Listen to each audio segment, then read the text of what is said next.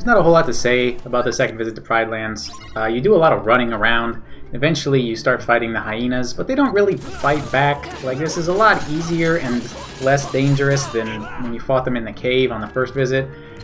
So I feel like maybe they should have switched those around, but the story doesn't make sense, so I don't know.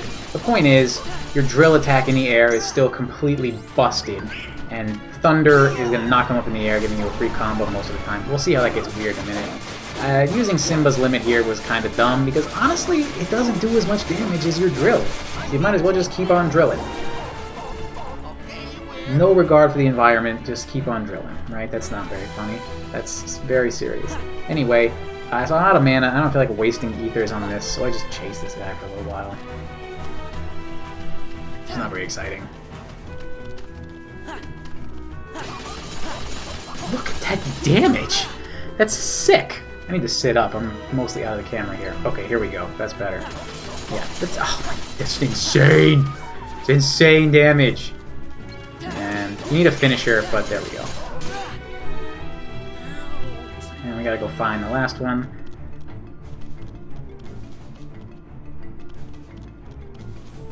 There it is.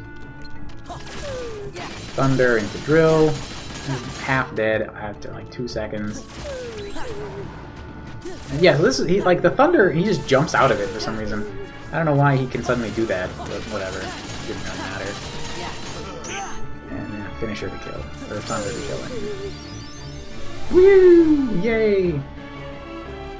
So there's actually a small bit of weirdness on this boss, and since this video is short, I might as well talk about it. If you have auto limit on Simba and you're like mashing triangle when this fight starts, you've got like an extra frame before the event starts that you can get out Simba's limit. Like, you're supposed to be running around and getting chased, and he's like broken. He doesn't know what to do. You can't damage him, so it's not useful at all. It's just strange, very strange. And then once the limit wears off, he'll go into this thing. So that's odd. And another odd thing is that you can't die. Like, you actually, I thought like maybe Lion Sora had second chance, but you just can't die. It's so strange. You can die to this though. Finally you can die. But that other part is just scripted. You can't die. It's kind of strange. And watch the boss's health right here.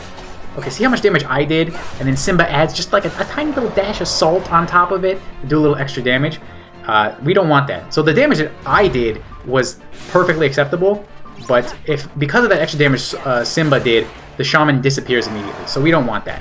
So that is like the damage threshold. So that's why we're going to watch how much damage we do right at the start. Because if you do too much, the shaman's going to disappear like we just saw. So we need to stay above that threshold that Simba pushed him into.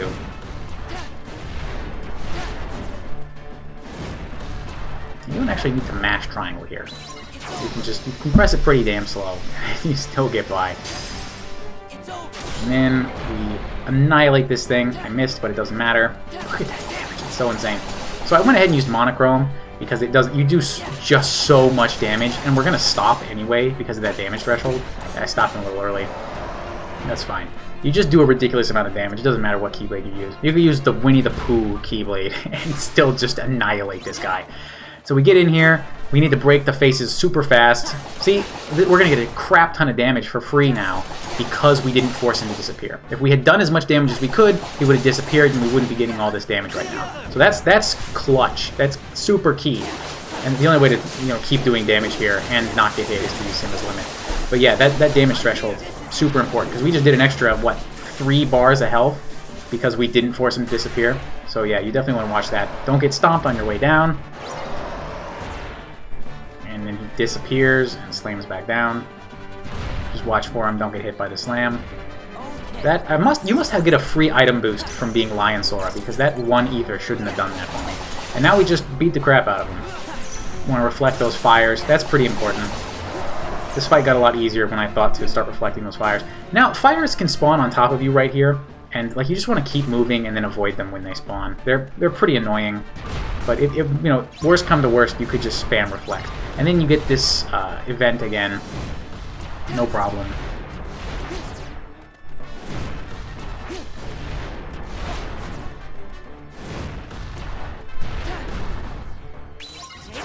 Yeah. It makes so much sense. don't even know what's going on. But I guess the drill is broken, man. It's completely broken, so I guess you can just do that. Yeah, you start...